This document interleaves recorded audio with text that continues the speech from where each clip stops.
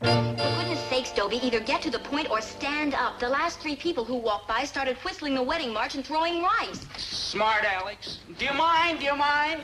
What do they know about love and heartbreak? Linda Sue, my dearest, since we first met, I must have proposed to you around 50 times.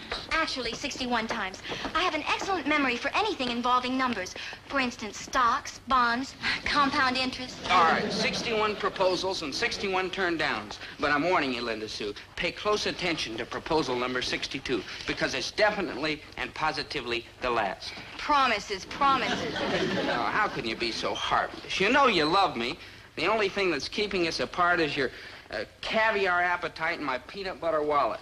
Dobie, that's a terribly cruel thing to say. You know money means absolutely nothing to me. Money means nothing to you? Take me. I've heard everything now. Take me. I'm ready to go. Take me.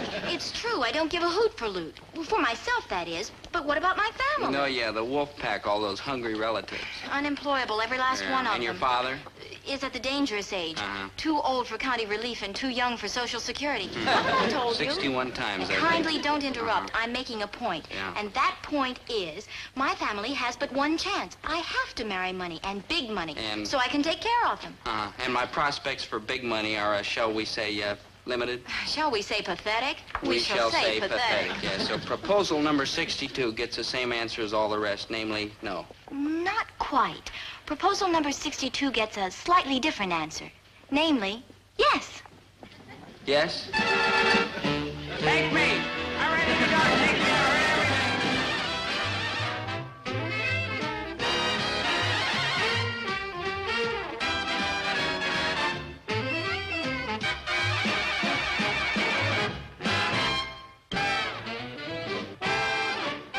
heard everything. Look at her. Linda Sue Faversham, the face of an angel, the body of a goddess, the soul of a cash register. But she had consented to marry me, broke, penniless, not to mention dimeless, quarterless, and dollarless. Me. That's why I had to ask myself, why? Why?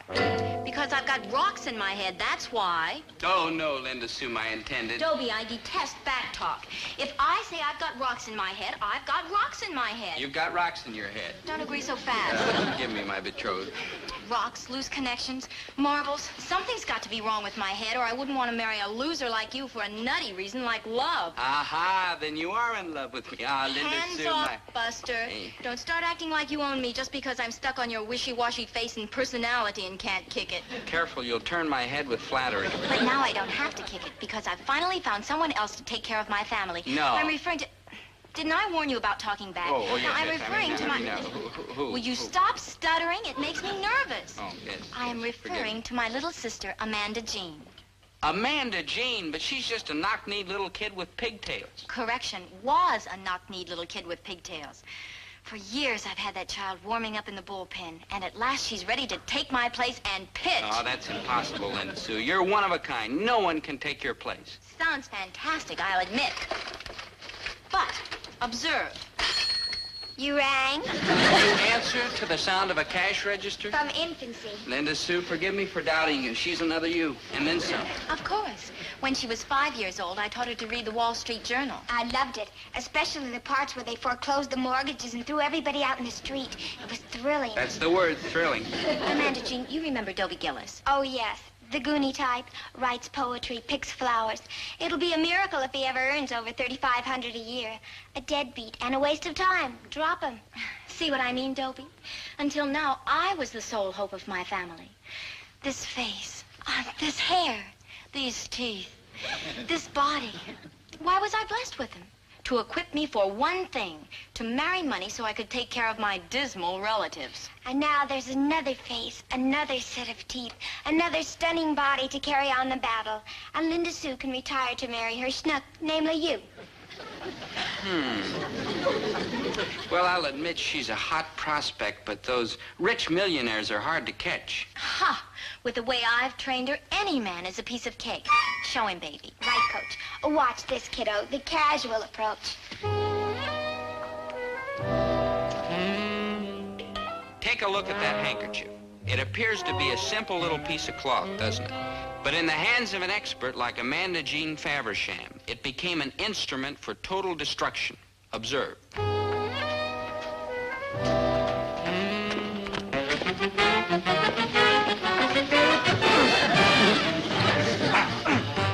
what I mean? That one lousy little handkerchief darn near started World War III. Would you believe it?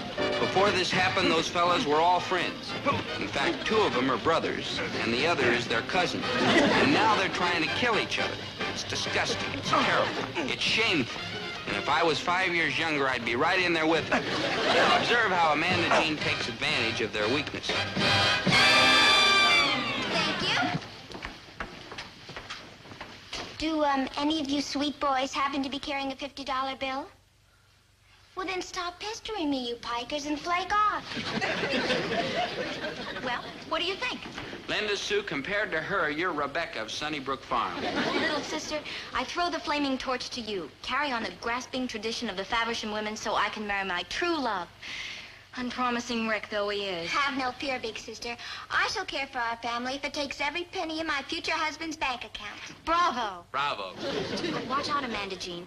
Don't blow this whole deal by falling for some useless poetry-writing, flower-picking slob like I did. Never. Never. Never. Never will I leave you, my fair Amanda Jean. I will pick you roses, and they will smell so peachy keen.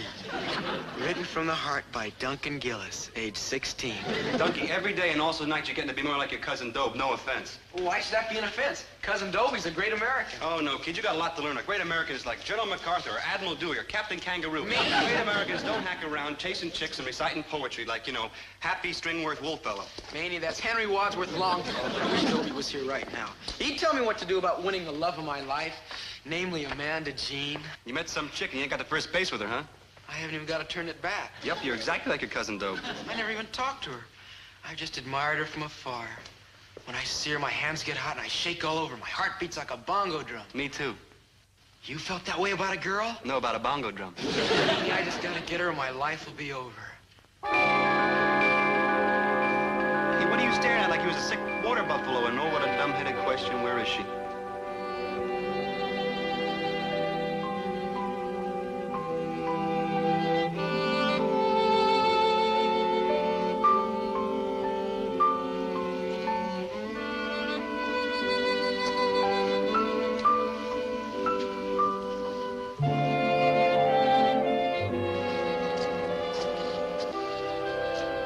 Duncan Gillis, and I love you. I am Amanda Jean Faversham, and I love you back. I am Manny G. Krebs, and I love my roller skates. Like the sun and the moon and the stars and a king-size pizza pie all rolled into one. You're a jumbo hamburger and French fries. Your chili con carne. Your strawberry shortcake. Just like Romeo and Juliet, the delicatessen scene. Gee, I can hardly wait to tell Dobie about the wonderful thing that's happened to me. He'll jump for joy. That's great, Dunky. I feel like I want to jump for joy. I'm in love deeply, eternally, and passionately. And she's in love with me also deeply, eternally, and passionately. Her name's Amanda Jean Faversham. Oh, no, not Linda Sue Faversham's sister. Oh, no, Dunky, no. Of all the girls in the world, not her, please, no. Amanda Jean Faversham, my angel. Amanda Jean Faversham, my sweet. Your voice is like the birdies. Tweet, tweet, tweet, tweet. Ain't that tweet? Maynard, you were there. Why didn't you stop this nutty kid? Oh, no, Dobe. Am I my brother's kipper? Maynard, that's Keeper, and I'm not going to let this rotten luck destroy the great love of my life. Dunky, you've got to give up Amanda Jean. She's poison. Listen to me. Dear beloved cousin, your friend, your advisor, your pal, whose socks you're wearing, also his new sports shirt. Dump Amanda Jean. She's a gold digger, a money grubber, a fortune hunter. She'll wreck your life. Dunky, speak to me. Get lost. Amanda Jean, my pigeon. Undying love I vow.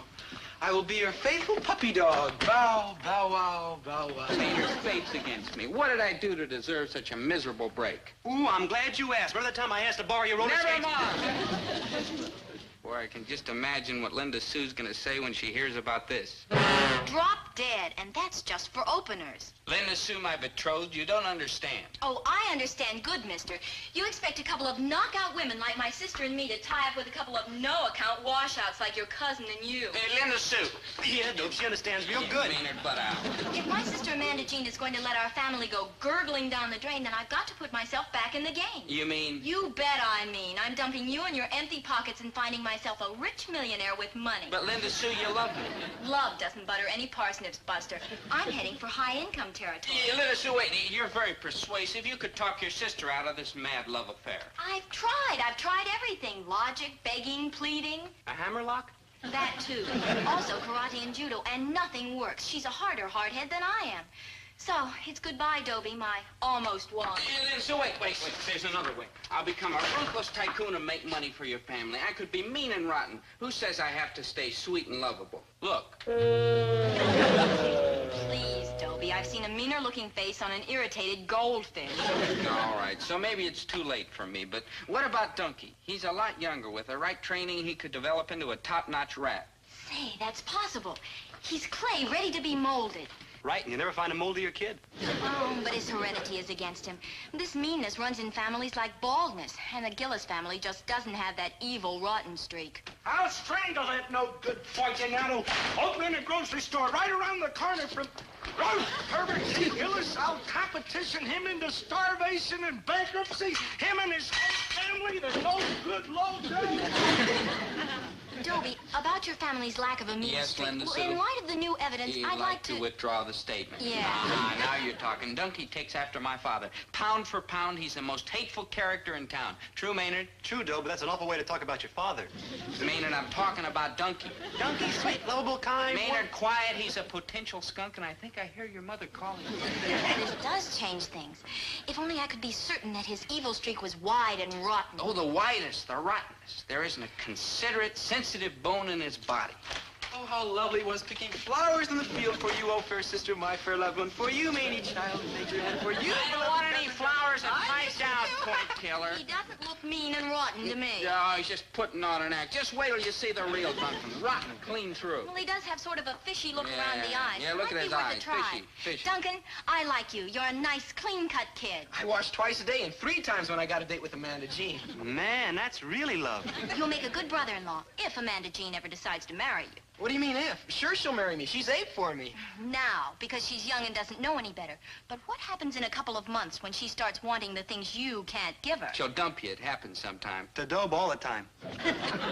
Amanda Jean wouldn't do that. On account of we dig the same things. Walking along the river, moonlight, my beautiful poetry. Just wait. You'll be walking along the river by moonlight, and along will come a fellow in a convertible with a fat bankroll. The next thing you know, a Dear John letter. Dear Duncan, it'll say. What happened to John? Dear Duncan, try not to hate me. I'll always think of you fondly, but the things I really want I can only get from Montague.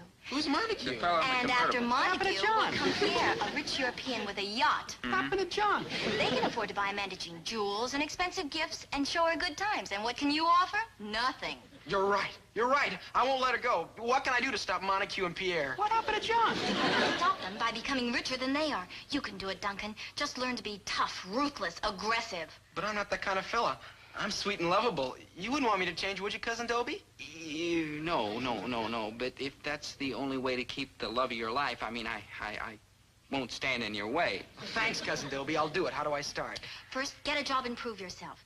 Remember, life is earnest. Life is real. In this world, it's dog eat dog. Do unto others before they do unto you. Tippy Canoe and Tyler, too. I got lonely. I'll ask Uncle Herbie for a job. Ooh, yeah, he'll teach you to be mean and rotten without even trying. No, Duncan. Get in with a new outfit. A small business you can grow with.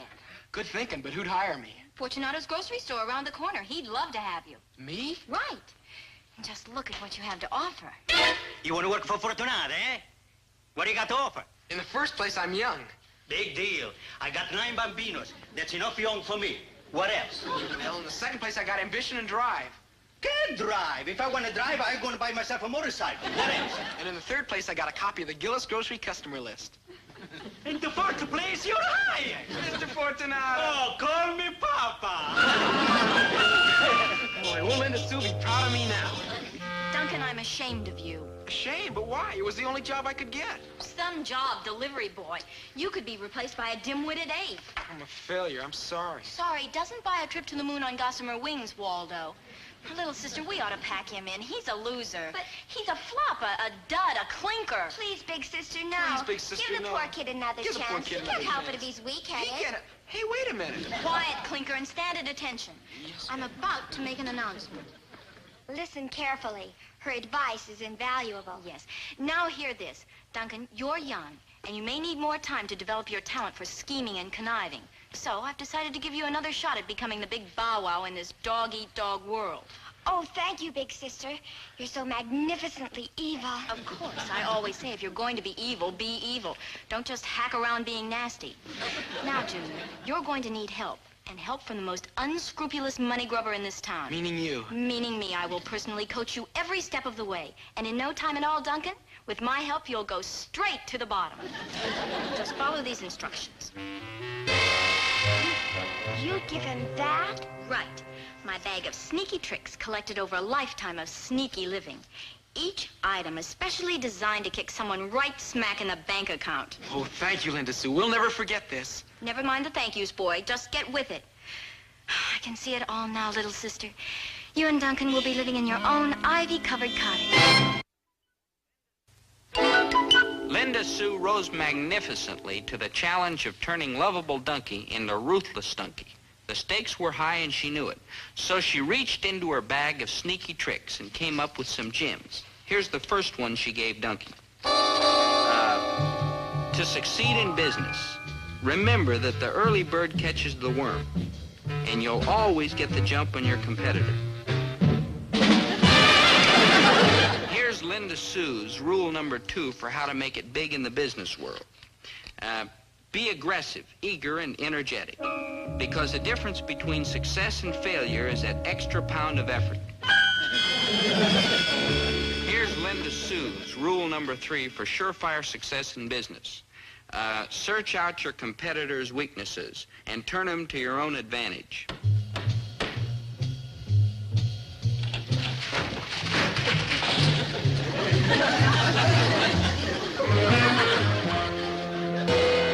Here's a real doozer of a rule for success that Linda Sue thought up.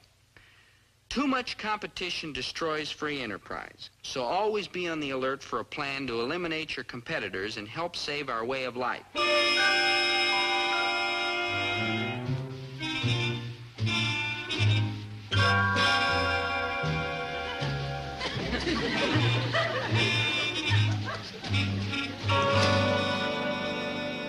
No, Duncan. Gosh, Linda Sue, I was only following your instructions. Dynamiting Gillis's store? Too mean? Too stupid. You'll get caught. Well, I guess that empties Linda Sue's bag of sneaky tricks. And not a minute too soon. I mean, those low-down stunts were turning Dunky into the kind of fellow who should be ashamed to look at himself in the mirror. Look at this, Dunky. Imagine what I could have done if I used a brush. Beautiful, matey. Here's a quarter for your trouble, pal. Ooh, thanks. You're all heart, except for the party that's money. Don't worry, it's a real quarter. Who's worrying? Ooh, it's delicious. Hey, Dope, Dunky gave me a delicious quarter for shining both his shoes. That's almost a nickel a shoe. Don't act so surprised, Maynard. Generosity runs in the Gillis family. Generosity, yes. Money, no. Dunky, where'd you get all this loot you're tossing around? I owe it all to what Linda Sue's been teaching me. Always be loaded with get up and go. I used to have get up and go. Then one day I got up and went. Have you got a date with Amanda Jean tonight? You bet your bankroll, Waldo. Over to the malt shop for milkshakes and madness, and then down to the riverbank for va-va-va-roo. Doggone it, I wish I could go out, but I've got an exam tomorrow. Well, I got an exam, too, but that's not stopping me. Me neither. Of course, I always flunk. Well, I'm not about to flunk. I'm gonna hire some clever kid with glasses to take it for me. Clever, huh? Yeah, and dangerous. What dangerous? Who's gonna hit a kid with glasses? Cousin Dobie, money buys a lot of things. Shoe shines, exams, and this classy new sports coat. Send me back 30 clams, which you can borrow at any time. Thanks, Dunky. Only 50 cents a night. Hey, wait a minute. What are you hollering about? I charge everybody else $1.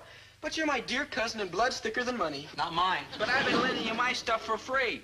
Can I help it if I represent the more progressive branch of the family? Well, ta-ta. If you don't wait up for me, I shall return with the dawn. Here's the dime, matey. Hey, Dunky, should you really be doing this? Does this answer your question?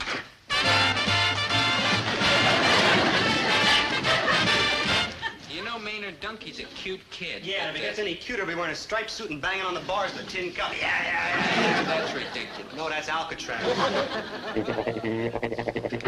Delicious. Though a dime's a bit smaller than a quarter. You know, Maynard, it just occurred to me, with very little encouragement, Dunky could become a first-rate crook. What's that? Termites. Coming from downstairs in the store. Well, termites gotta eat too, you know. After all, they're only human. What are you building, Dad? Nothing. nothing, knothead. A nothing knothead. Man, you don't hardly see them no more. 25 years. 25 years of the best years of my life in this store, and now it's gone. All gone. Dad, when did you decide to retire from the grocery business? Retired. There's a kindly word for a broken-down old man who's standing with one foot in bankruptcy and the other in his soup kitchen. Dad? Oh, I'm throwing in the towel, son. I see the handwriting on the wall. Oh, I read it real clean, and it says, it's his Herbert T. Gillis, First Sergeant, WW2, and farmer, successful independent retail grocer. No, it don't. It says sauerkraut, 2 jars for 49 cents. Forget about me, son. You got your whole life ahead of you. You could have my handkerchief, Mr. G, only I don't have one. Son, your mother and I'll get along some way. There must be some little nook or cranny out at the poor farm we can call our own. Dad, why are you doing this? Maybe he digs the poor farm. No, it's that Fortunato around the corner. He's stolen all of my customers. He's even stolen all the deadbeats. Not all the deadbeats, Mr. G. I'm still loyal to you. Do me a favor and be disloyal, will you? I tell you, even the cop on the beat don't saunter by anymore to filch apples out of the fruit stand. Oh, I'm ruined. Gee, Dad, this is an awful state of affairs, but, well, business is business. There's nothing we can do about it. I know, son, but it's you I feel sorry for. Why, you're going to be paying off these debts for years. Most of this money's coming out of your pocket. That miserable Duncan. He's a menace to society. Menace to society? Lovable me? Right, and we're going home. Oh, you gotta be kidding. It's too early. Come, Amanda Jean, my angel. There are songs to be sung and dances to be danced. And fellas named Fortunato to be told that you've retired from the grocery business. Goodbye, Amanda Jean. Goodbye, Amanda Jean. Come on. I'm not moving from this spot. Oh, yes, you are, because I don't intend to spend the best years of my life paying off the debt you got us into during the best years of yours. Cousin Dobie, that's a very selfish attitude. You bet. Okay. But of course, you know, this means you and Linda Sue are washed up. So? So that means you'll be giving up. That face, that hair, those teeth, that body. So I'll cry a little. All right, so I'll cry a lot, but I've got no other choice. Poor Dad's losing the store. Dobie, do you realize you're giving up this I face, know. this hair? We just went through that. And you're determined to pursue this madness? Yes, Linda Sue, I have to do it, and you can call me foolish. Hi, foolish. Then it's goodbye, Dobie. Goodbye, Linda Sue. You realize I have no choice, don't you? I mean, my family of hopeless derelicts has put me in this miserable spot. I understand, my dearest. Duncan, you'd better do what Dobie says. But don't let it bug you. I'll wait for you. Huh? You'll wait for him? Sure. Oh, he's young and impressionable now. And for a little while, you can turn him back into a dreamy nobody. But just wait. He won't put up with it for long. Because beneath that sweet, lovable outside, there lurks a mean, rotten inside. Golly, Linda Sue, if I could only believe that. Take my word for it, it's true. Otherwise, would I waste my time on you? Now, I'm a little older than you, Duncan, but that won't matter. I mean, what's a few years difference in age when two evil hearts beat as one? Ah, yes, what indeed. Linda Sue, Pleasure don't business is too dreary for you. You need to be in a more imaginative line of work. You like embezzling? Oh, cheer up, good buddy. You still got me. I'm afraid so, Maynard. Afraid so. You've also got me, Dobie.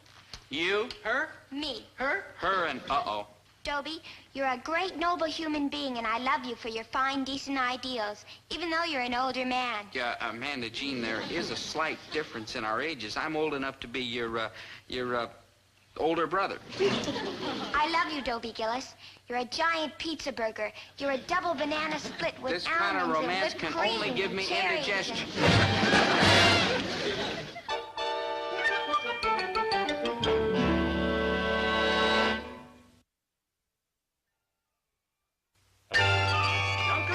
My brother's son, my own flesh and blood. I can't stay mad at you. I guess And not. just to prove I mean what I say, anything I've got is yours. No kidding. You feel like a piece of fruit, take a piece of fruit. You feel like you want a can of soup sometime, take a can of soup. Around here, we share everything. Wow. Including the work. Start sharing the broom.